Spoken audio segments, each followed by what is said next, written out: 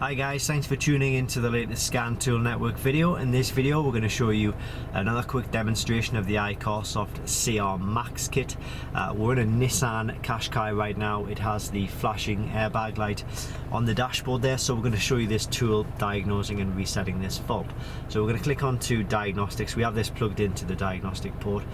We need to select our manufacturer, which is Nissan, so we'll find that, and Nissan. Just going to take a few seconds to connect.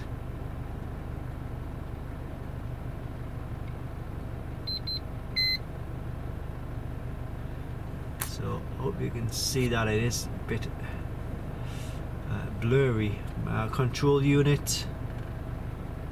I'm going to click OK, and we're going to find the airbag system.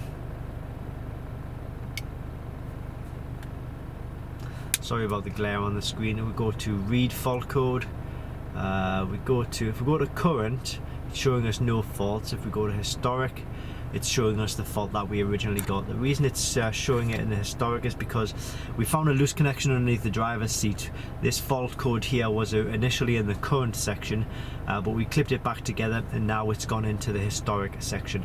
So I'm not sure how well that's focusing on that, but that's the fault code in any case. And to reset this now, we just need to go to clear fault memory, keep an eye on the flashing airbag light, go OK to that, erase operation done, click escape, and once we start coming out of this, you should see the airbag light stop flashing, which it has done. It's a very good tool, this actually, the iCarsoft CR Max. Highly recommended. As you can see, it covers a wide range of manufacturers and a huge range of systems within those manufacturers, as well as service options and service functions as well.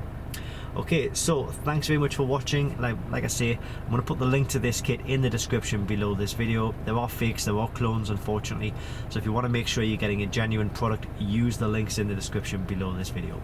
Thanks for watching, and I hope it helps.